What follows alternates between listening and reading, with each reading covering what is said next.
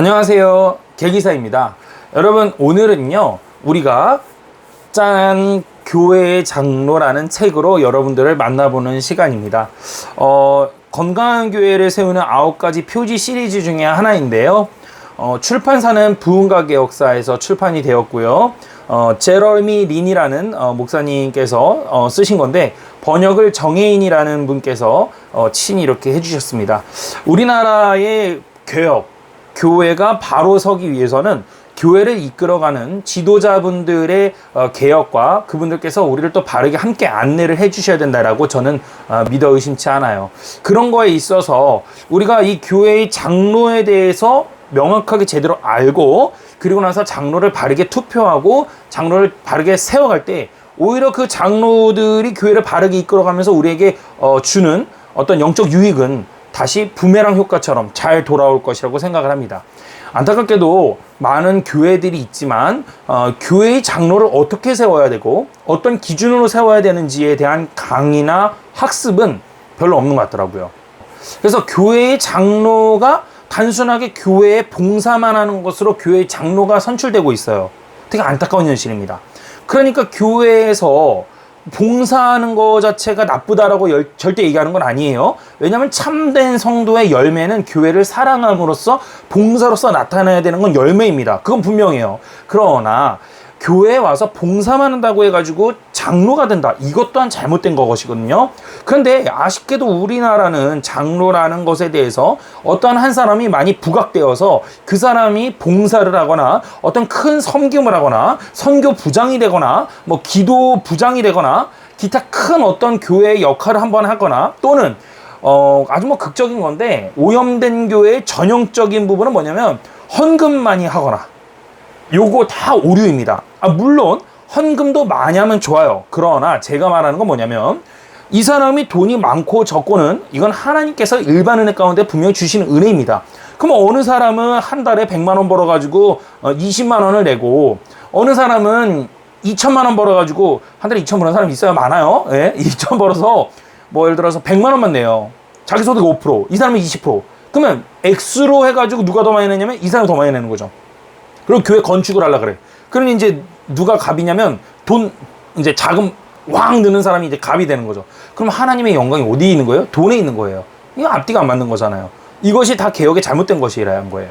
물론 돈 2천만 원 버는 사람이 자신의 돈을 다 갖다가 넣는 거, 이것도 엄청난 겁니다. 이거 쉬운 건 아니에요. 그리고 돈이 적은 사람도 뭐 심지어 자기가 좀 대출을 하거나 이래가지고 자기가 조금 먹을 걸 줄이고 뭐 입는 거 줄여가면서 교회를 정말 사랑하는 마음으로, 둘 다 훌륭한 것이죠. 그런데 제가 말하는 것은 열매는 없고 그냥 물질로만, 시간적인 단순 봉사로만 하는 것은 누구나 다 할 수 있다. 그것으로 해가지고 교회의 장로를 투표하는 거, 이거 잘못됐다라는 것이고, 그 다음에 세 번째는 또 뭐냐면, 교회에서 선거운동을 할 때 전화를 돌리거나 먹을 걸 사주거나 이렇게 함으로써 표를 얻는 거, 이것도 잘못됐다라는 것이죠.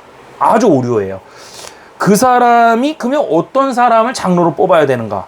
과연 우리는 우선순위를 뭘로 봐야 되는 것인가? 오늘 계기사를 통해서 학습을 시작할 거예요. 강의는 총 한 12강 정도로 나올 걸로 예상을 해요. 그 전후가 될 것 같습니다. 그리고 이 부흥과 개혁사에서 나온 이 책을 제가 한번 이미 먼저 봤는데, 정말 잘 나왔더라고요. 저는 개인적으로 이 책의 내용의 90%는 거의 동의합니다. 그래서 이 내용을 우리가 공부하고, 어떤 교회든지 여러분들께서 장로의 투표가 곧 앞두고 있거나, 이제 연말이잖아요, 곧 있으면. 그래서 장로를 어떻게 뽑아야 되는지를, 그리고 지금 젊은 분들은 내가 교회에 나중에 먼 훗날 장로가 되고 싶다 하는 분들은 어떠한 마음 자세를 가져야 되는지에 대해서 우리가 좀 보도록 하자고요. 준비되셨나요? 가볼게요. 교회의 장로 먼저 펴보면, 시리즈 서문부터 읽어보도록 할게요. 건강한 교회를 세우도록 돕는 것이 당신의 임무라고 믿는가? 그리스도인이라면 누구나 그렇게 믿어야 할 것이다. 예수님은 우리에게 제자를 삼으라고 명령하십니다. 유다는 믿음 위에 스스로를 세우라고 합니다. 베드로는 우리의 은사로 다른 사람을 섬길 것을 당부하지요. 바울은 사랑 안에서 진리를 말하고 교회의 성숙을 도모할 것을 말합니다. 당신이 교인이시든 또는 지도자든 건강한 교회를 세우는 9가지 표지 시리즈는 이러한 성경의 명령을 이행해서 건강한 교회를 세우는 일에 담당하도록 도울 것입니다. 우리는 당신이 이 시리즈를 통해서 예수님이 교회를 사랑하듯이 교회를 사랑하는 일에 더욱 성장하시기를 바랍니다.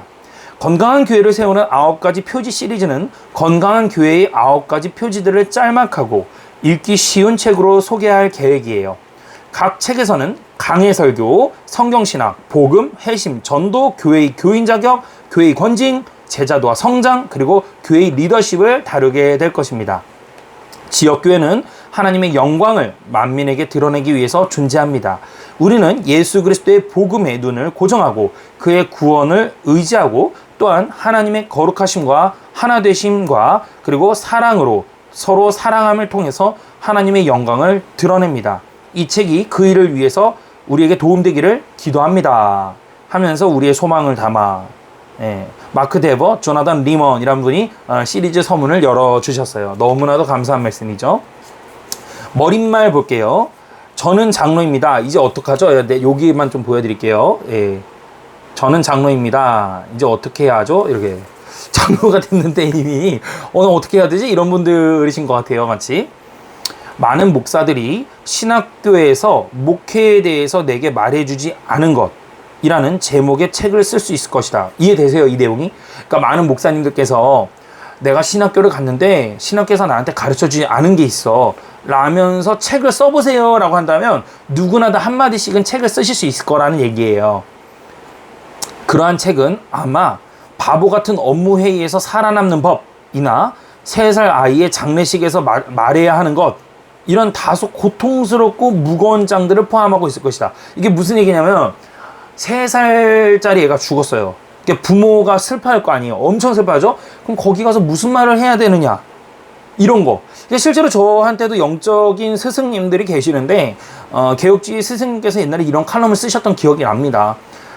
누가 죽으면 가서 위로의 말을 전하고 이런 거는 할 수 있겠는데 자녀가 죽어서 가는 장례식은 가서 뭐라고 말을 해야 될지 차마 너무 힘들다 라고 회고록을 쓰신 적이 있었어요. 편지 한 편처럼 이렇게 이게 딱 여기 나오네요. 기억이 납니다. 목회 사역은 어떤 학교에서도 미리 준비시킬 수 없는 고통과 낙담 그리고 슬픔에 관하여는 일이다. 그러나 목회는 뜻밖의 행복한 일들도 포함하고 있다. 신학교에선 내가 회중의 사랑을 얻게 될 것이라는 것 그리고 하나님의 신실하심 복음의 능력이 사람들의 삶 속에서 역사하는 것을 내가 맨 앞자리에서 지켜보게 될 것이라고 아무도 말해주지 않았다. 그렇죠. 이러한 목회의 특혜도 있죠. 그리고 내가 평신도 장로들과 함께 일하면서 얻게 될 기쁨과 만족에 대해서 아무도 귀뜸해주지 않았다. 나는 평신도 장로들을 사랑한다. 벅찬 업무 일정과 바쁜 가정생활에도 불구하고 밑줄입니다. 지역교회를 이끌기 위해 시간과 물질과 눈물과 기도를 드리는 사람들은 내 마음에 경외감을 불러일으킨다. 이것이 목사님들이 장로님을 볼 때에 감동하는 거예요. 여러분. 하나 알 수 있어요. 장로는 뭐 한다고요? 시간과 물질과 눈물과 기도를 바탕으로 시작해야 된다라는 거예요. 나는 장로들이 도전을 통해서 함께 씨름하고 실수하며 그 과정에서 성숙해지는 것을 보는 것이 좋다. 그것은 마치 12제자를 직접 보는 것과 같다. 왜냐? 평범하고 흠 있는 사람들이 하나님의 은혜로 비범한 소명을 이루어가는 것들이기 때문이다. 회중 가운데 있는 장로들은 진심으로 내 전우들이다.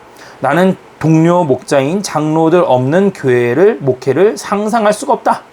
내가 장로들을 사랑하는 또 다른 이유는 하나님이 자신의 교회를 목양하기 위해 갖고 계신 계획이 바로 장로들이기 때문이다.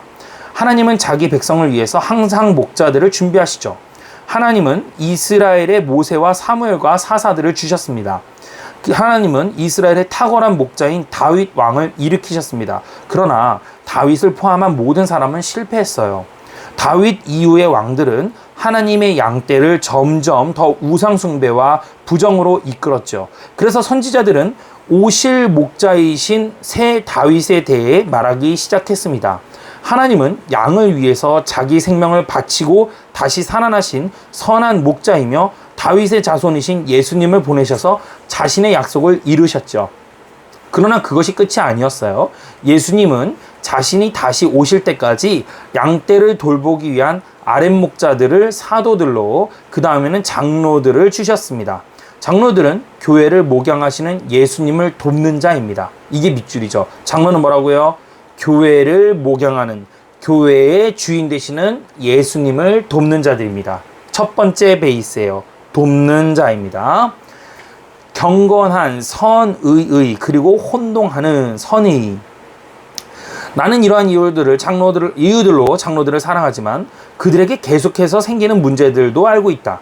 일반적으로 장로들은 경건하면서 선의를 가지고 있지만 장로가 된다는 것이 무엇을 수반하는지에 대해서는 자주 혼동한다.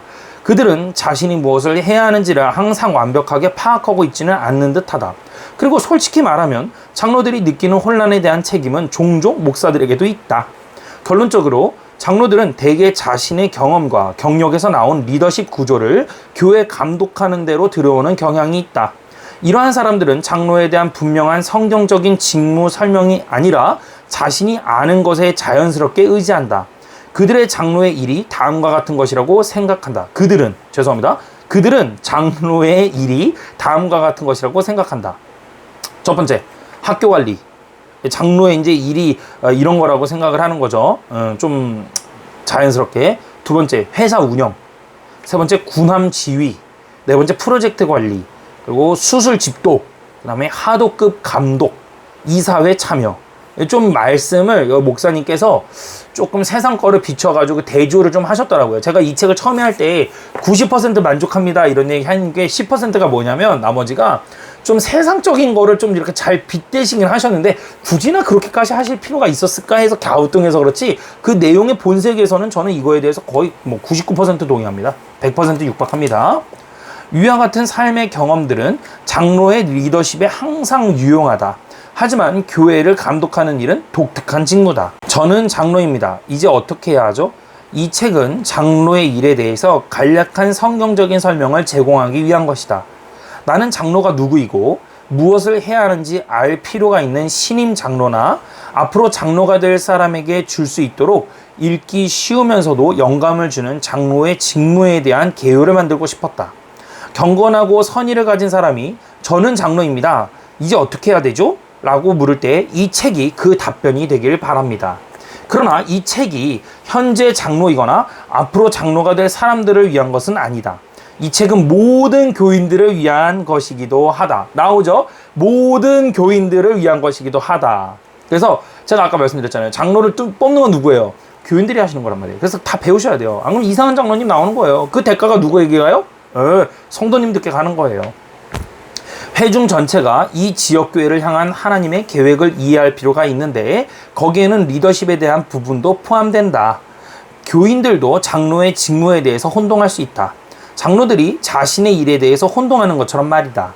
그러므로 나는 이 책을 통해 교인들과 지도자들이 지역교회에서의 사역과 리더십에 대한 성경적 비전을 중심으로 통합됨으로써 교회가 건강하게 되기를 기도한다. 목적이 뭐예요? 건강한 교회를 위해서예요. 그리고 영적인 혼수 상태에 빠져서 교회에서 자리만 차지하고 있는 남성 그리스도인들이 이 책을 읽고 자신의 가족과 교회를 목양하려는 갈망이 일어나기를 바란다. 이것도 정말 제가 강요하고 늘 하는 부분이에요.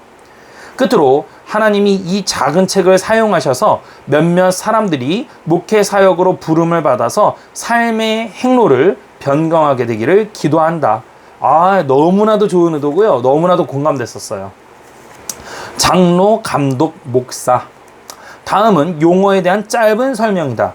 나는 장로, 영어로는 엘더라고 하죠. 나는 장로와 감독이라는 용어를 교대로 사용할 것인데 그 이유는 신약 성경이 그렇게 사용하고 있기 때문이다. 장로직, eldership은 두 호칭을 묶는 하나의 직분입니다. 사실은 세 개의 호칭이 있대요. 나는 2장에서 목사, 즉 목자라는 용어가 장로 및 감독과 똑같은 교회 직분을 언급하는 것이라고 주장할 것입니다. 성경적으로 말하면 장로는 감독 역할을 하는 목사예요. 실제로 그래서 장로는 목사예요. 묵은 목사예요. 뒤에서도 나올 거지만 묵은 목사예요. 돈 안 받는, 사례비 안 받는 목사. 오케이? 성경적으로 말하면 그래서 그 장로는 감독 역할을 하는 목사예요. 우리가 교회에서 보통 목사라고 부르죠. 이런 분들은 유급 장로, 그리고 장로 또는 감독이라고 부르는 사람들은 평신도 묵은 목사님이라 보시면 돼요. 그러니까 그렇다고 해서 여러분 교회 가가지고 아이고 우리 묵은 목사님 오셨어요 이러면 안 되는 거예요. 그죠? 아이고 우리 사례비 받으시는 유금 목사님 이러셔도 안 되는 거죠. 장로 이렇게 구분돼 있어요. 목사님, 장로님. 근데 이제 이게 왜 구분이 되냐면 여러분들한테 호칭 그렇게 하라는 게 아니고, 그죠? 당연히 뭐 기초지만 이분들께서 이제 회의하시거나 교회의 중요한 역할, 중추적인 일 이런 것들은 이제 말씀 전하시는 유급 목사님이 그 목사죠. 유급 장로님, 죄송합니다. 유급 장로님이 혼자 다 할 수가 없어요. 이분들은 말씀을 전하는데 더욱더 전념해야 되고, 성경의 말씀에도 있지만, 서신서에도 있지만, 예의를 갖춰서 교회에 해야 되지만, 더욱 말씀 전하는 분들에겐 더욱 그리하라 라고 해서 별도로 조금 더 구분되어 있단 말이에요. 그래서 이분들께서는 우리의 천국을 데리고 이끄시는 분들로서 말씀에 대한, 성경 말씀에 대한 연구를 집중적으로 하셔요. 그러니까 이분들께서 하셔야 되는 역할에 있어서 이분들이 교회 부지를 어디로 정해야 되고 교회는 얼마짜리를 해야 되고 이런 것들을 몰라요. 예를 들어서 교회 건축을 해야 돼. 근데 말씀만 보시는 목사님들이, 장로님들이 세상 시세 흐름이란 걸 알아요, 몰라요? 몰라요. 그죠? 그래서 뭐 우리 교회가 지금 성도가 많아졌는데 이제 확장을 해야 되겠네요. 근데 어디로 갈까요? 저 강남으로 가죠. 예를 드는 거예요. 강남으로 가죠. 봤더니 겁나게 비싸. 엄청 비싼 거야. 뭐 한두 푼이 아닐 거 아닙니까? 그게 뭐 성도 500명 됐고 그러면 갑시다. 그래 가려고 했더니 교회 재정 딱 뚜껑 열어봤더니 1억이 있어. 그러니까 목사님 하는 얘기예요. 1억씩이나 있는데 못 가요? 못 가죠. 500명 됐고선 1억 가지고 강남을 어떻게 가? 뭔 상가를 어디서 구해? 교회 건축할 것도 아니고 교회 건축도 못 하죠. 어쨌든 예를 드는 거지만 이러한 것들을 교회 장로님들은 한켠에는 세상적인 일도 병행을 해야 되죠. 그러면서 세상적인 학문과 흐름과 지식도 알고 있단 말이에요. 그러니까 이제 목사님이 그래서 우리가 어떻게 하면 좋겠어요 이러면은 이 장로님들이 나서서 그런 것들을 함께 회의하고 맞춰가고 이러한 예를 드는 거지만 이러한 것들도 다 함께 하는, 그래서 목사로서의 양떼들을 이끌고 가야 되는 거죠. 그런데 만약 예를 들어 또 섬으로 이사 갔다 이거, 섬으로 교회가, 그러면 성도들이 배 타고 들어와야 되는데 어떻게 들어와? 예배드리러 못 오죠. 뭐 극적인 예지만 뭐 물론 뭐 목사님들 이런 상식은 갖고 있지만 극적인 예란 말이에요. 그러한 것들을 돌아봐야 돼요. 성도님들이 지금 어디에 많은데 교통편이 어떤 게 좋을 것 같고 이러니까 이런 것이 좋을 것 같네요. 이런 회의도 서로 갖추고, 그죠? 이런 것들을 그래서 교회는 혼자 끌고 가는 게 아니란 말이에요. 그럼 이런 걸 하려면 어떻게 해야 될까요? 무급 목사에 육박한 장로님들도 분별을 해야 되고, 분별과 더불어서 교회의 흐름과 책임과 이런 것들 다 종합해야 된다, 이렇게 볼 수 있는 거예요. 그래서 장로 아무나 하는 거 맞다 아니다? 아니다. 그래서 여기에서 뒤에 나오겠지만 장로가 되려면 교회에 오래 다니기도 해야 돼요. 오늘 들어왔다 해서 당장 이거 장로감이네? 이러면 장로 앉혀놓고 이거 잘못됐다 이렇게 보는 거예요. 아셨어요? 예, 그렇게 보시면 될 것 같습니다. 장로든 목자든 감독이든 목사든 유급이든 무급이든 모두가 똑같은 일을 한다. 그렇다면 그들이 하는 일은 무엇인가? 장로는 지역교회에서 무엇을 행해야 하는가?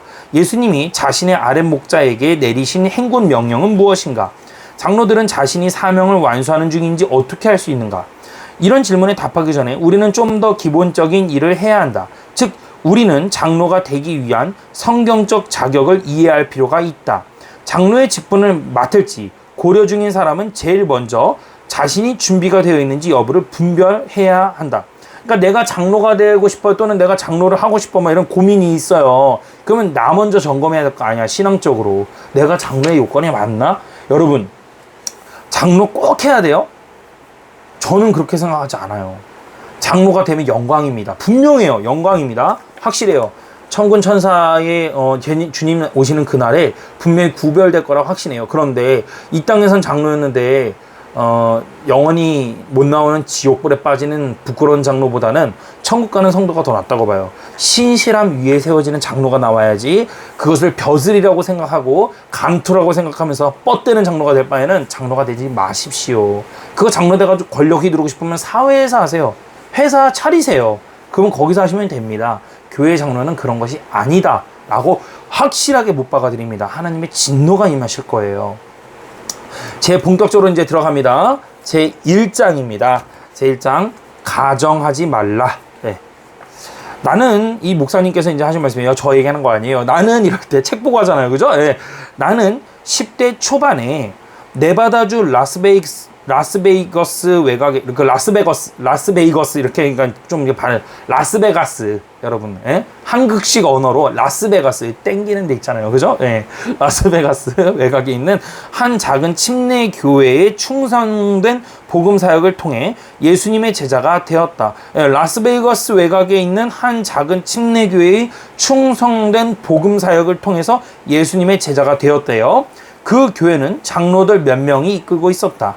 또 나는 26살에 매사추세츠 주 보스턴 외곽에 있는 작은 침례교회의 담임 목사가 되었다. 이러니 사람들은 내가 장로란 누구인지에 대해 모두 이해하고 있었다고 여길지도 모르겠다. 하지만 믿거나 말거나 성경이 여기 나와요. 믿거나 말거나 성경이 장로에 대해서 뭐라고 말하는지 내가 실제로 공부하기 시작한 것은 장로가 된 이후였다. 이 목사님께서도 솔직하고 진솔하게 말씀해 주시는데 뭐라 그래요? 장로가 된 이후에 내가 이제 뭘 해야 되지? 살펴봤다는 거예요. 그래서 목사님께 되게 감사했어요. 정직해서. 근데 사실 장로로서 준비가 된 사람을 뽑아야 되는 거예요. 근데 물론 여러분 이런 것도 있죠. 자리가 사람 만든다 그랬잖아요. 그러니까 그런데 교회에서는 그게 아닙니다. 그러니까 일부는 적용이 되는데 그렇지 않아요. 근데 이 사람이 온전하게 돌아선 사람, 거듭난 사람, 회심한 사람, 구별된 사람으로서 은혜를 받아서 이 사람이 온전하게 나아가던 사람이 장로가 돼야 되는데 그냥 아까도 말씀드렸지만 봉사활동 열심히 한 데서 장로 세워놓는 순간부터 그건 돌이킬 수가 없거든. 뭐 장로 딱지 다시 뗄 거야? 그럴 수도 없잖아. 뭐 그럴 수도 있지. 뭐 정말 큰 잘못을 하면 쫓겨날 수도 있겠죠. 근데 그런 사람들이 그 정도까지 나올 거 같냐고. 그렇지 않거든. 그러니까 준비된 사람 안에서 장로가 나와야 되는 거예요. 공부하면서 나는 두 가지 사실 때문에 놀랐다. 첫째, 나는 성경이 장로에 대해서 말씀해서 장로에 대해서 얼마나 많이 말하고 있는지를 알고 놀랬다. 그러니까 성경에서 실제로 장로가 되려면 이런 것들을 많이 강조하고 있는데 설교 내용이나 이런 거는 그런 거에 대해서 별로 없다라는 제가 통탄을 냈잖아요. 이래서 오늘 공부하는 겁니다. 신약 성경의 거의 모든 저자들이 장로를 언급하고 있으며 이에 대한 10여 개의 이상의 본문이 있다. 교회의 특징으로서 그리스도를 닮은 장로는 선택사항이 아니라는 사실이 내게 분명해졌다. 그리스도를 닮은 장로는 하나님이 자기 교회를 목양하기 위해서 갖고 계신 계획의 핵심이다. 이거 밑줄이거든. 그리스도를 닮은 장로는 뭐라고요? 하나님이 자기 핵심이거든.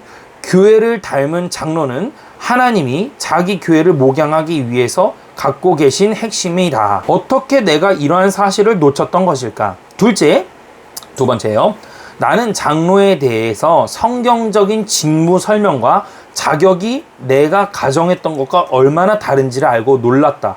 그러니까 이 목사님께서도 장로가 되고 나서 이제 나중에 알아봤더니 내가 자격이 된다라고 생각을 해서 장로가 된 건데 얼마나 다른지 알고서 놀랐다는 거죠. 그러니까 여러분 우리가 상식선에서 보세요. 이분도 장로가 되고 나서 알았대잖아요. 여러분들 장로감이 가기도 전에 여러분들이 이미 더 그 갭이 넓죠. 모르시죠. 그런 상태에서 장로가 갔대. 이분도 장로 되고 나서 알았다는 거야. 근데 여기 갭이 크다는 거죠. 그러니까 여기서부터 학습이 안 된 사람들이 올라가는 거야. 장로로 다. 그러니까 엉망이 되는 거야. 교회가 다. 그러니까 학습이 있어야 돼요. 여러분 공부해야 돼요. 한국 교회가 엉망이 되고 있는 거예요. 그러니까 장로가 돼가지고 횡령하고 돈 갖고 도망가고 문제 터지고 난리가 나는 겁니다. 잘못된 거거든. 나는 예수님을 사랑했고 그분도 예수님을 사랑했대요. 신학 학위를 가지고 있고 괜찮게 설교할 수 있었기 때문에 목사와 장로가 될 자격이 있다라고 생각했다. 난 뭐 목회 자격증도 있고 뭐 설교도 할 수 있고 예수님도 사랑하니까 더 이상 뭐가 필요하겠어. 어쩌면 당신도 다른 이유로 자신이 장로가 되어야 한다고 생각할지 모르겠다. 아마 당신은 자신이 그동안 신실한 교인이었기 때문에 장로회에 참여할 때가 됐다고 믿고 있었을 것이다. 당신은 선교위원회에서 2번의 임기 동안 봉사했고 구역 성경 공부 모임을 인도했고 그리고 심지어 주일학교에서 교사를 구할 수 없을 때 2학년을 가르치기도 했다. 해야 할 일을 다 했으니까 이제 당신이 이끌 차례다. 아니면 당신은 아마 헌금을 많이 했기 때문에 장로회에 들어갈 가능성이 있다고 생각할지 모르겠다. 당신이 드린 헌금 없이는 교회가 회기년도를 흑자로 내지 못했을 것이다. 많이 기부한 사람이 큰 소리를 내고 높은 자리에 앉을 자격이 있다. 이것이 일반적인 규칙이다. 게다가 당신의 교회는 사업적 감각이 별로 없는 지도자를 쓰고 있을 수도 있다. 교회 밖에서 이끄는 자리에 있기 때문에 교회에서도 이끌어야 한다고 생각할 수 있다. 제가 아까 다 얘기했던 거죠. 돈 많이 내는 사람, 헌금 많이 하는 사람 장로 딱 세워. 엉망대로. 이미 끝난 거예요. 그거는요. 이미 끝난 거예요. 저는 개인적으로 이것이 본질이 아니라는 거예요. 헌금 많이 내는 사람 또한 그 마음이 진실되게 하나님을 사랑해서 많이 내는 거라면, 장로가 욕심이 아니라 정말이라면, 이 사람이 안수집사만 가도 감사하다면, 그렇다면 욕심낼 필요가 없다라는 것이죠. 그리고 또 하나, 저는 어느 건강한 교회의 한 부분으로서 마티즈 타고 다니는, 경차 타고 다니는 사람이 장로 되는 것도 봤습니다. 용달 타고 다니는 사람이 장로님인 것도 봤습니다. 다마스 알죠? 다마스 여러분들. 가스차. 그거 300만 원 중고차 사요. 그거 저기 식품 배달하는 차야. 그거 운전하시는 장로님이 봤습니다. 그거 운전하시고 그런 직업을 갖고 계신 분이 장로님이에요. 근데 그분이 신실하세요. 교회에 충성되고 정말 사랑하시고 그런 분들이 장로 되는 거 봤습니다. 그 심지어 큰 교회야. 근데 그분이 거의 탑 장로님급이야. 그분도 돈 많이 내는 분들 많아. 그분보다 돈 많이 내는 분들 많다고. 뭐 의사, 뭐 변호사 많아. 근데 그 장로님이 다 이끌어 가시고 사역하세요.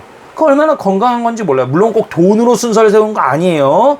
의사임에도 불구하고, 변호사임에도 불구하고, 돈 많이 버는 사업가임에도 불구하고, 돈을 막 헌금을 빵빵 하면서도 겸손한 사람, 정말 신실하게 가려고 하는 사람.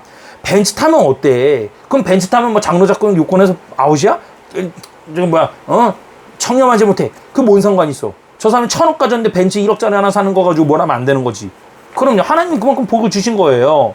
그 사람이 벤츠를 타고 다녀도 정말 하나님에서 뜨거운 눈물을 흘리고 기도하고 정말 신실해. 말씀 가운데 살려고 해. 경건을 매일 추구해. 그런 사람 돼야지, 장로가. 그리고 뭐 자격 요건 나오겠지만 성도들을 사랑하고 자신의 것을 나누려고 하고 챙기고, 위로는 교회, 아래로는 성도들을 흡수하려고 안으려고 하는 사람.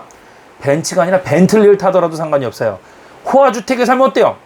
내가 가진 걸 나누고, 그리고선 뒤에 가서 내가 그거 한다는데, 다 먼저 떠먹이고 그리고 산다는데 그게 뭐가 문제야? 그런데 남이 어떻게 되든 말든, 교인 누가 어떻게 되든 말든 그런 사람이 돼서는 안 된다. 반면 마티즈 타고 다니는데도 반면 엉망인 사람, 그런 사람 장로되면 안 되는 거지. 그러니까 본질이 아닌데 본질을 잘못 알고 계시는 분들이 너무 많아요. 우리나라에. 잘못된 거예요. 여러분들 아셨어요? 자, 어쩌면 당신은 성공적인 회사를 경영하거나 비영리조직위원회의 위원이거나 어느 부서의 장을 맡고 있거나 부대를 지휘하거나 팀을 지도하고 있을지도 모른다. 당신의 리더십 기술, 경험, 은사는 당신이 이상적인 장로 후보임을 보여주는 것이라고 가정해도 무방하다. 맞는가? 머릿말에서 미리 밝힌 것처럼 장로직과 관련된 첫째 의무가 있는데, 성경적인 자격을 기초로 당신이 실제로 장로가 되어야 하는지 아닌지 조사하는 것이다. 첫 번째, 성경 말씀에 비춰서 내가 장로감인가 아닌가를 먼저 조사하라는 거예요. 하나님의 말씀으로 당신의 자격을 심사하라. 다음에 언급되는 장로의 6가지 자격이 있는데, 신약 성경에서 모은 것이다. 모아봤대요, 이 목사님께서. 기도하는 마음으로 하나씩 읽으라. 자주 멈추고 깊이 생각하라. 그래서 여러분들 이 책을 읽으면서요, 제가 이제 계기사를 우리가 하면서 그럴 때가 있거든요. 책만 뚫어지게 쳐다볼 때가 있어요. 여러분들 화면 안 보고 이거 뭐 방송이야? 읽어주는 거야. 읽어주는 거예요, 여러분. 그런데 어떨 때는 제가 멈췄다가 한 줄 읽어도 계속 여러분들께 말씀드릴 때가 있어요. 뭐 짬뽕으로 막 돌아가요. 예? 이럴 때가 필요하고 저럴 때가 필요해요. 이럴 때는 어떨 때가, 이거 뚫어지게 쳐둘 때 나도 같이 공부하는 거. 여러분들한테 얘기할 때는 제가 이미 알고 있어서 좀 많이 풍성하게 풀어줄 수 있는 거, 이렇게 보시면 돼요. 예? 이 부분을 당신의 아내와 친구들과 장로에게 보여주고, 내가 이런 자격들을 갖추고 있는 것 같습니까? 라고 물어봐라. 그래서 저도 제가 한번 물어봤어요. 저도 제가 집사 직분을 이제 2021년에 드디어 처음으로 받습니다. 그 전에 이제 받으라는 것은 있었지만 저는 제가 자격이 안 된다라고 생각했어요. 이모 저모 뭐 제가 뭐 하나님 앞에 과연 집사 직분을 받을 수 있을까? 초대교회에서 말하는 정말 성도들을 챙기고 사랑하고 나누고 계수하고 맡은 바 충성에 있어서 열심히 할 수 있는가? 정말 겸손하게 내가 내려갈 마음의 준비가 되어 있는가? 라는 것을 스스로에게 물어봤을 때 너무 갑작스럽더라고요. 그래서 1년 동안 기도하고 결국에는 올해 이제 돌아오는 2021년에 집사 직분을 받기로 목사님께 약속을 드렸고, 약속은 지켜야 되니까 올해는 꼭 받아야 돼요. 받을 것이고, 그리고 운영위에서도 이의정에 대해서 운영위에서도 저에 대해서 이제 오케이가 좀 나오는 상황인 것 같아요. 그래서 올해는 받을 겁니다. 그래서 직분에 연연하지 않냐고 겸손함으로 정말 받고 싶은 거예요. 이 방송을 보신 분들이 기도 많이 해주셨으면 좋겠고요. 이러한 것들에 있어서 저도 아내한테도 물어봤습니다. 그리고 주위 사람들한테도 물어보고 형제 자매들에게도 물어봤어요. 내가 자격이 있을까? 라고. 근데 여기에 나오더라고요. 나중에 보니까 제대로 가고 있는 것 같아서 제 스스로에게 너무 감사하고 하나님께 너무나도 이끌어 주신 거에 감사하는 것이죠. 당신에게 장로의 자격이 될 수 있는지를 알려주는 조건들. 1번, 당신은 장로가 되길 원한다. 사도 바울은 장로에 대한 신약 성경의 가장 긴 가르침 중 하나를 미쁘다 이 말이여 곧 사람이 감독의 직분을 얻으려 함은 선한 일을 사모하는 것이라 함이로다. 디모데전서 3장 1절에 나온다. 베드로는 베드로전서 5장 2절에 너희 중에 있는 하나님의 양 무리를 치되 억지로 하지 말고 하나님의 뜻을 따라 자원함으로 하며 라고 말한다. 포부, 열망, 자유가 바로 당신이 원해야 하는 것들이다. 신실한 목양은 당신에게 많은 것을 요구한다. 장로 직분에 대한 내적 갈망이 없으면 당신은 탈진할 수도 있다. 물론 이 말이 장로가 되기 원하는 모든 사람에게 장로의 자격이 있다는 뜻은 아니다. 열망의 부족의 문제란 뜻이다. 내가 섬기는 교회에 확실한 장로감이 한 명 있다. 공천위원들이 그에게 장로로 섬겨줄 것을 요청했다. 사실 우리는 그에게 3번이나 부탁을 했고 그리고 3번째 그가 동의했기 때문에 겉으로 성공한 것처럼 보였다. 그러나 내가 그와 더 많은 이야기를 나누어 보니 그에게 장로가 되고 싶은 강한 열망이 부족했다는 것이 명백해졌다. 그는 제안을 이미 2번이나 거절했기 때문에 장로로 섬기는 것에 어느 정도는 동의했던 것이다. 결국 교회에 대한 의무감이 그로 하여금 억지로 섬기는 데에 동의하게 만든 것인데 이것은 바로 베드로가 삼가하라고 경고한 그것이다. 그는 바쁜 일정에서 시간을 내서 지역의 이웃에게 복음을 전하는 자신의 열망에 대해서도 말했다. 만약 교회 밖에서 양떼를 늘리기 원했던 그가 양떼를 목양하는 데 자신을 바쳐야 했다면 아마 불만에 사로잡혔을 것이다. 결국 그는 더 기도한 후에 마음을 바꿨고 3번이나 받았던 제안을 용감하게 거절했다. 우리는 장로직 때문에 복음 전도자 하나를 거의 혼란에 빠뜨릴 뻔했다. 모든 동기가 경건한 것은 아닐지라도 당신은 장로가 되고 싶은 내적인 열망을 갖고 있어야만 한다. 성령이 당신의 마음에 지역교회를 목양하고 싶은 건강한 열망을 주었는가? 당신에게 동기를 부여하는 것은 무엇인가? 자, 정리가 되었죠? 첫 번째 뭐라고요? 장로가 되기를 원하는 사람이어야 돼요. 장로가 되기를 원하는 사람. 그러니까 장로를 계속 시키는데도 고추고투 계속 거절하는 사람. 그리고 그 사람의 목적이 장로의 목적이 아니라 다른 밖의 거에 관심이 있다. 이러면은 이런 사람은 시키면 안 되는 거죠. 시켜놨는데 감당하겠냐고. 하고 싶겠냐고, 그걸. 안 하고 싶거든. 교회를 난 다른 쪽으로 섬기고 싶어요. 이러면은 이제 그럴 수 있는 거예요. 그래서 첫 번째로는 장로가 되기를 원하는 사람. 사모해야 돼요. 예, 그런데 그 사모가 경건하게 정말 교회를 진심으로 사랑하는 그런 사람들이어야 된다. 그렇게 할 수가 있겠죠. 2번째입니다. 당신은 경건한 성품의 본이 된다. 당신은 장로의 가장 중요한 특징이 조직을 운영하는 기술이라고 생각할지도 모른다. 그러니까 내가 그 장로가 됐는데 저기 조직을 잘 운영해야 돼. 이 리더십에는 말이야 여러 가지가 있는데 말이면서 이 테크닉적으로만 접근한단 말이지. 물론 경영 능력이 교회를 감독하는 일의 일부인 건 맞아요. 그러니까 어느 장로님은 조금 카리스마 있게 탁탁탁 끌고 가는 장로님이 있어요. 그죠? 근데 이 카리스마라는 거가 우리나라 사람들이 잘못 오해하는 거가 뭐냐면 그럼 우스개로 그랬죠. 칼이스마. 이게 왜 나온 얘기인 줄 알아요? 진짜 칼 같은 리더십인 줄 알아. 막 강하게 막 이렇게. 그게 카리스마가 아니에요. 카리스마는 뭐냐면 이 사람이 아이디어를 제공하지만 그거를 부드럽게 딱 해가지고 딱 휘어잡고 샥 끌고 가는 이게 카리스마야. 그래서 와 사람들이 우러본 거지. 와 멋있다, 맞아, 저건 따라가야지. 이러고 싹 끌고 가는 게 이게 멋있는 카리스마야. 근데 우리나라 카리스마는 있잖아, 채찍 들고 때리는 걸로 생각을 해. 그리고 그게 좀 이상한데 그게 박력을 느껴. 어머 이러면서 막 박력을 느껴. 멋있어. 잘못된 거야. 정신 좀 차리세요. 교회에선 그게 먹히지 않아요. 경영할 땐 그게 먹혀요. 경영할 때는 인정합니다. 응? 그 사람 회사니까 따라가야지. 돈 받으려면 월급 받으려면. 근데 그게 아니거든 여러분. 착각하는 거야. 알았어요? 그게 카리스마가 아니야. 근데도 불구하고 교회에서도 물론 이 카리스마를 좀 강하게 좀 이렇게 의견을 잘 어피로치 하는 거지. 근데 그 강한 어피로치가 성경 말씀에 근거해야 되는 거지. 말씀에 보면 이런 것들이 있습니다. 그러니까 성도님들은 이런 거에 따라주는 것이 맞습니다. 저는 이걸 좀 강력하게 말씀드리고 싶습니다. 이렇게만 얘기해도 돼. 말에다가 강력하게 이것을 주장해드리고 싶습니다. 말씀이 이러니까요. 딱 이렇게만 해도 강력하다고. 근데 이걸 말이야 폭력적으로 내가 말이야 아는데 이거 하는 거야. 뭐 이게 카리스마가 아니라고. 이게 강력함을 드러내는 게 아니야. 이건 온유가 없잖아. 이해되세요? 그런데 또 반면에 부드럽게 이끄는 장로님들이 계세요. 세컨 장로라고 합시다. 세컨드 장로라고. 그래서 장로님이 앞에서 누군가가 추진력이 좋은 장로님이 하면 뒤에선 또 어떻게 하는 거예요?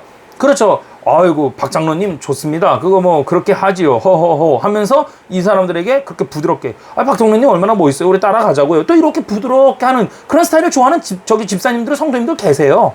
그거 어때가 나쁘다고 할 수 있어. 이분도 맞고 저분도 맞잖아. 그죠? 성향은 그런 데서 차이가 나는 거야. 기질은요. 근데 막 온유하지 못하게 끌고 가는 거는 그거는 잘못된 거죠. 그러니까 여기서 말하는 게 그겁니다. 밖에서의 경영 능력이 교회를 감독하는 일의 일부인 건 맞는데 신약 성경의 저자들은 경건한 성품을 훨씬 크게 강조한다라고 여기 나와 있어요. 맞잖아, 제 말이. 예수님의 아랫목자들은 예수님의 성품을 잘 나타내야 합니다. 예수님이 막 그냥 아무 데서나 막 판 엎어버리고 으아 막 이러면 여러분들 그게 되겠냐고. 안 되는 거지. 평범한 리더십을 가진 경건한 장로가 두드러진 도덕적 결함을 가진 카리스마 있는 지도자보다 낫다. 나오잖아 이렇게. 도덕적 결함이 있어가지고 막 무작대고 카리스마 이끈다고 그런 지도자보다 낫대잖아. 평범한 리더십이. 제 말이 정리가 되셨습니까? 제가 다 풀어드린 거예요. 바울이 제시하는 감독의 자격 목록 2개를 꼼꼼하게 읽어보십시다. 이 덕목들이 맞춤 정장처럼 장로에게 딱 맞아야 합니다. 디모데전서 3장 2절을 한번 펴볼게요. 3장 2절에서 3절까지예요. 여기 나와요. 이렇게 나와요. 여러분들은 없으신 분들은 성경을 펴보시면 좋을 것 같습니다. 읽어드립니다. 그러므로 감독은 책망할 것이 없고 한 아내의 남편이 되고 절제와 신중과 단정하며 나그네를 대접하며 가르치기를 잘하며 술을 즐기지 아니하며 구타하지 아니하며 오직 관용하며 다투지 아니하며 돈을 사랑하지를 아니하며. 많죠? 몇 가지인가 한번 다시 볼까요? 책망할 것이 없어야 된대요. 저 사람 지금 문제야 저거. 이거 나오면 안 돼. 은혜가 안 되거든. 덕이 안 되잖아. 그죠? 여러분들 죄송한 얘기인데 교회 많이 다녀보신 분들은 아시죠? 난 저 장로님 진짜 뒤에서 막 말 나오죠? 험담 나오죠? 그러면 안 된다는 거예요. 와, 세상에 저 교회 성도님들은 미쳤다. 저런 장로님 뽑아놓고 이러면 안 된다는 거예요.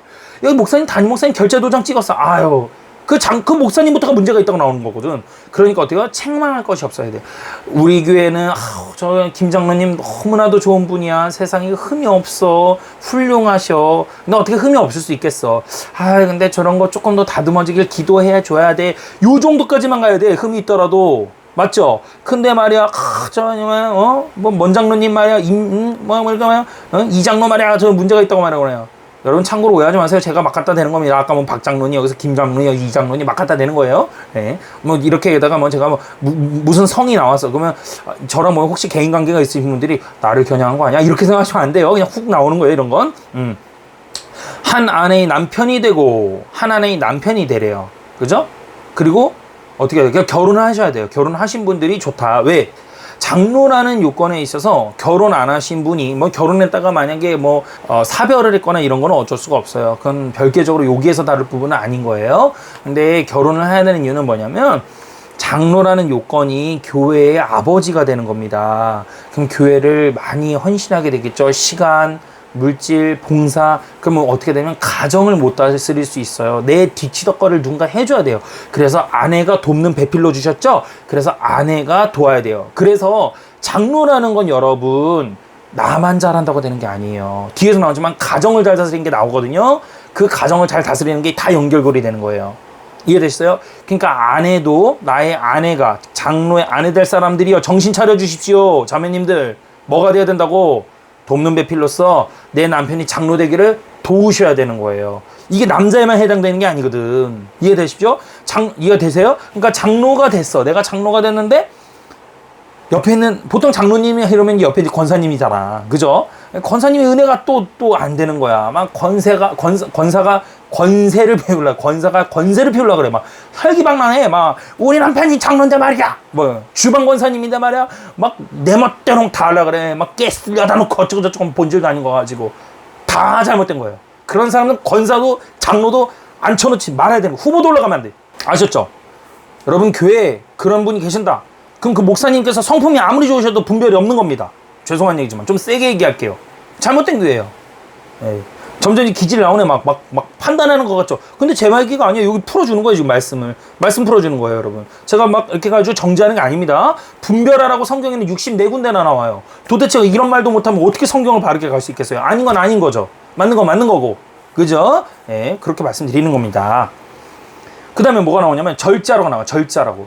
그러니까 장로가 돼가지고 이거 하고 싶으면 이거 하고 저거 하고 싶으면 저거 하고 마음대로 막 하고 걷잡을 수 없어요. 절제 못 받는 거는 성품에 문제가 있는 겁니다. 그리고 은혜의 문제가 있어요. 그죠?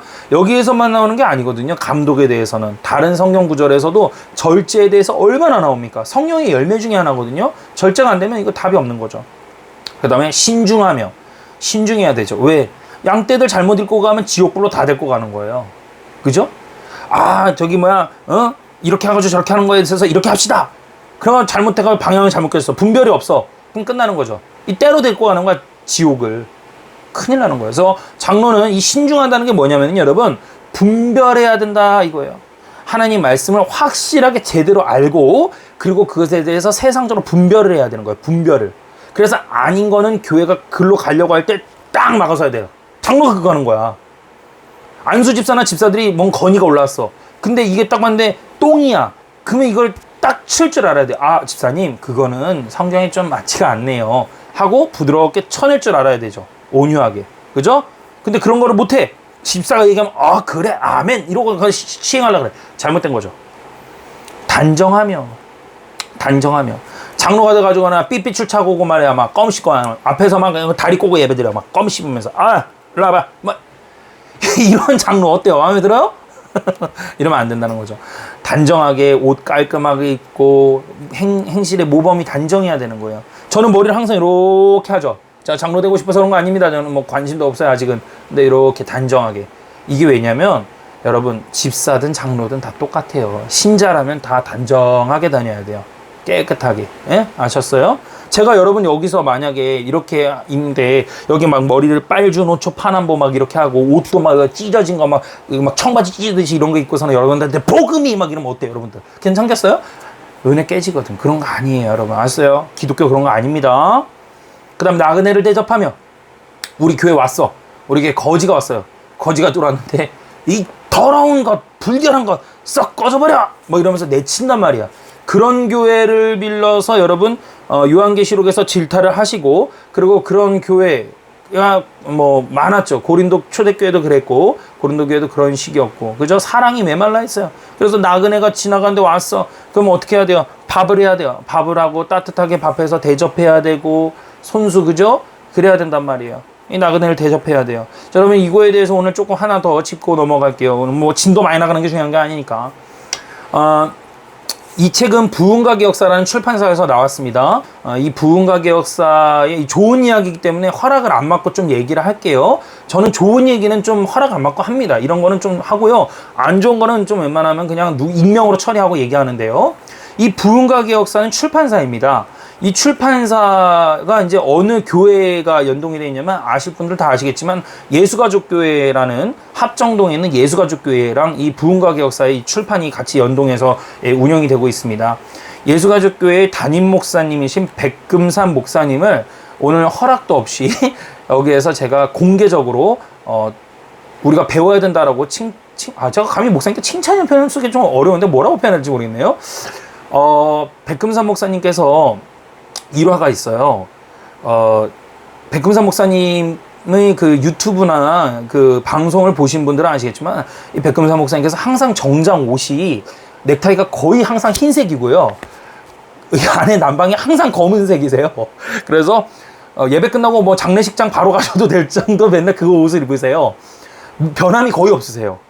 그리고 정장도 거의 한 번 같으시죠. 이유가 있습니다.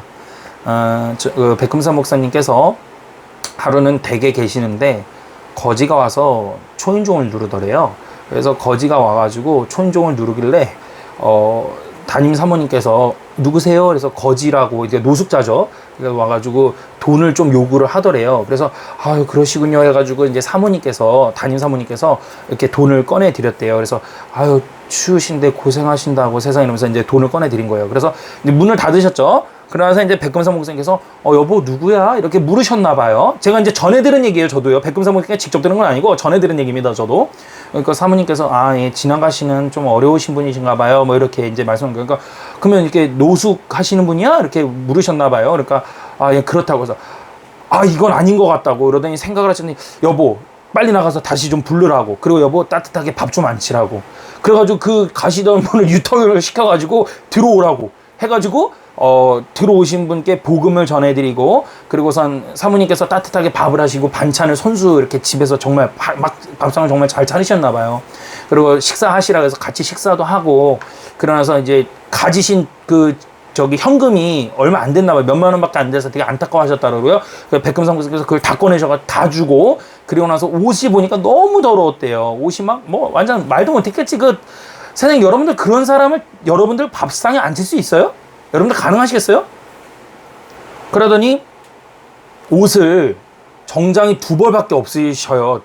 백금산 목사님께서 정장이 2벌밖에 없는데 2벌 중에 1벌을 갈아입히시대요. 씻으시라 그러더니 샤워시키시고 옷을 그 정장을 갖고 와서 꺼내주고 입으시라고 해가지고 옷을 깨끗하게 입혀가지고 보내드렸대요. 보내드렸는데 정장 2벌 중에 좀 2번째 거 갈아입으시는데 2번째 거 안 좋은 거, 그보다 조금 안 좋은 거를 입혀드렸대요. 그리고 보내드렸는데도 백금산 목사님께서 내가 이거를 입혀드렸어야 되는데 이걸 입혀드렸다. 내가 잘못했다 라고 하시면서 그거에 대해서 힘들어 하셨다라는 것을 그 백금산 목사님 부교역자분을 통해서 제가 전달해 드렸어요. 이것이 완전 100% 팩트인지 모르겠어요. 근데 맞아요. 제가 기억나는 대로 다 말씀드렸습니다. 여러분, 이것이 개혁입니다. 그런 목사님들께서 개혁주의를 말씀하시고 이런 책을 번역해서 갖고 들어오시는 거예요. 그러니까 여러분, 나그네 대접은 그렇게 해야 되는 거예요. 그래서 저도 그것을 보고 나서 제가 하루는 사는데 저에게도 기회가 왔어. 그걸 딱 듣고 기회가 온 거야, 집에. 그래서 이제 저희 집이 2층 집 단독주택 살 때 노숙자가 올라온 거야. 왜냐면 노숙자가 2층까지 안 올라오거든요, 웬만하면은. 제가 동대문구 살 때요, 서울 동대문구 살 때. 노숙자가 올라오신 거예요. 그래가지고 제가 이분이 와가지고 저기 식은밥 좀 달래. 식은밥을 이러면서 식은밥 있으면 식은밥 좀 달래. 그래가지고 제가 그러지 마시고, 저도 이제 배웠으니까 들어오시라 했더니 저희 어머니께서 누구냐 그래서 이게 노숙하시는 분이라고 그러니까 저희 어머니가 안방에서 막 이러면서 내가 우리 어머니 욕하면 저기 집안 욕이긴 하지만 어떡하겠어, 우리 어머니 잘못한 거지, 안 된다고 막 이러는 거예요. 그러더니 야, 돈 줘가지고 그냥 보내래. 10,000원짜리 하나 가지고 보내래. 근데 생각해보니까 그 집이 내 집이었어. 그 집 생각해보니까 내가 보증금 내고 내가 월세 내서 내 집에 우리 어머니 아버지가 같이 살았거든? 내가 주인이잖아. 우리 어머니 아버지가 이제 존중을 해드린 거야, 제가요. 에? 생각해보니까 화가 나더라고, 나중에는. 그래가지고 이제 돈을 드렸죠. 돈 드려고서 보내긴 했어요. 10,000원 드려가지고. 근데, 안타깝더라고요. 제가 그게 벌써 연도가 한 7년 정도 된 것 같아요. 그게 벌써 꽤 오래된 얘기예요. 예, 한 6년 됐네요. 6년 전 얘기죠. 근데도 지금도 평생 못 잊을 것 같아요. 제가 참 후회스러워요. 이유 불문하고 제가 들어오세요 했어야 돼. 들어오세요 하고 그분이 밟았던 곳, 그분이 앉았던 곳 제가 걸레로 닦으면 되죠. 그분한테 밥을 했었어야 돼. 반찬이 몇 개가 되든 했었어야 되고, 슈퍼 가서 고기라도 사와서 좀 구워드리고 했었어야 돼. 그게 너무나도 제 마음속에서 지금도 이게 마음이 아파요, 여러분들. 네, 여러분들에게 기회가 올 수 있습니다. 여러분들에게 기회가 올 수 있어요. 여러분들은 절대 후회할 짓을 만들지 마시기 바랍니다. 예, 만들지 마시기 바래요. 예, 이젠 제가 결혼해서 가장이 되었고 제 아내한테도 제가 이런 거를 가르치고 있습니다. 예, 고아와 과부들에게, 과부들, 그리고 거지, 노숙, 이런 불편하고 어려우신 분들에게 내 가족처럼 대해줘야 되는 거예요. 주님께서 그렇게 하라고 하셨잖아요. 그것도 이행하지 않으면서 무슨 놈의 개혁을 배우고 머리는 채워서 뭐 할 거면 교회는 왜 다니고 기독교 우리는 구원받았다 그딴 기독교. 그러니까 저쪽 불교 쪽에서 하는 얘기가 니네 그런 식으로 해가지고 니네 그렇게 천국 가 그럼 나는 이 사람들 데리고 지옥 가겠다 이런 말이 나오는 거예요. 여러분 통탄해 하셔야 되는 거예요. 기독교의 사랑은 어느 누구도 끊을 수가 없습니다. 더 깊고 더 진국이어야 됩니다. 여러분 내가 가진 것을 나눠줘야 됩니다. 아시겠어요? 예. 가르치기를 잘하고 그리고 가르치기를 잘해야 돼요. 장로가 됐는데 말이야 남들보다 몰라, 지식도 딸려, 가르치지도 못해. 그리고 또 가르치는 은사가 있어야 돼요. 그래서 이해를 쏙쏙하게 잘 가르쳐줘야 되고 얘가 왜 이해를 못할까 연구를 많이 해야 되는 겁니다. 그래서 바른 진리로 이끌어줘야 되는 거예요. 유급 목사가 유급 장로 즉 목사님이 이걸 다 가르칠 수가 없어요. 성도가 많아지면 일일이 케어를 못한다고요. 그래서 가르쳐주는 장로님이 파트가 나눠져야 돼요. 그 다음에 술을 즐기지 아니하며 맨날 장로가 돼가지고 맨날 술 퍼먹는 거야. 맨날 잘못된 거지. 교인들 데리고 아이 저기 김집사 우리 집에서 한잔해. 썩은 장로예요. 네. 그 다음에 구타하지 아니하며 막 맨날 들고 패 막 장로가 막. 그러니까 제가 다니는 교회에서 담임 목사님께서 이런 표현 하셨어요. 우리 아버지 교회에선 좋지 집에 가면 쓰레기야. 그 의미가 없는 거예요. 의미 없는 거예요. 그 다음에 오직 관용하며 넓게 보고 베풀고 그 다음에 다투지 아니하고 김장로하고 박장로하고 회의실만 들어갔다 하면 맨날 싸워. 잘못된 거지. 네 의견이 오라 내 의견이 오라 맨날 싸워. 잘못된 거예요. 그게 아닌 거예요. 의견의 충돌은 날 수 있어요. 그러나 접을 줄 알아야 됩니다. 어느 것이 하나님 말씀이다라는 게 딱 선포되고 그러면 내가 말씀에 지쳐서 이게 잘못됐다 접어야 되는 거예요. 그 다음 돈을 사랑하지 아니하여야 됩니다. 예. 돈을 사랑하지 아니하여 돈 환장해가지고 말이야 교회에서 돈 버는 건 다 갖다 도입시키려고 그래. 카페 하나 차리죠. 돈 된다는데. 그러면 우리가 헌금을 조금만 하더라도 이 교회가 엄청나게 물질적으로 성장하면 좋을 겁니다. 그러면서 거기다 핑계 묵치기를 하는 얘기야. 그거 선교 사업으로 쓰죠. 잘못된 겁니다. 여러분 아시겠습니까? 여러분 자 다투지 아니함에 대해서 하나만 더 이야기하고 오늘 이 시간 마치도록 하겠습니다. 몇 장 못 넘어왔는데 벌써 끝나가요. 예? 여러분 코로나가 창궐하는 이때입니다. 코로나가 창궐하는 이때에 예배를 드려야 된다라는 컨셉이 강했습니다. 그런데 교리적으로 봤을 때 천지재변이나 이런 것들은 예배를 쉬고 각기 맡은 처소에서 경건을 추구해야 된다라는 것이 교리에 있었습니다. 저는 그것을 보는 순간 제 의견을 단칼에 접어버렸습니다. 단칼에. 예, 말씀으로 제압이 되는 거예요. 스스로에게. 이것이 바로 다투지 아니하며를 잡을 수 있는 유일한 스킬입니다. 응용해서 알려드리는 거예요. 만약에 내 고집이 더 강해, 내가 배운 신학이 그냥 최강이래, 그러면서 하나님 말씀이고 교리고 다 무시해버리고 그냥 내 멋대로 하겠소. 그럼 그 사람이 개척해야지 뭐 어떡하겠어. 그 사람 목사 하든가. 잘못된 거죠. 그런 분쟁이 생기는 거예요. 다툼이 생기는 거예요. 그러나 예배를 이끌어가야 되는 건 맞으나 예외인 경우까지도 예배는 잠깐 쉴 수도 있을 정도로 아주 중대한 거예요. 그만큼 순종이 제사보다 때로는 나을 때도 있습니다. 이러한 다투지 아니함, 평화, 화평은 교회에서 또한 거룩하게 추구해야 될 부분입니다. 분별 속의 화평, 이것은 같이 함께 어우러져서 가야 된다라는 것이에요. 이해되셨죠, 여러분? 오늘 장로의 요건에 대해서 교회의 장로 교과서로 출발을 했습니다. 여러분, 시작부터 어떠셨나요? 많은 은혜와 깨달음과 성경을 보시는데 도움이 되셨습니까?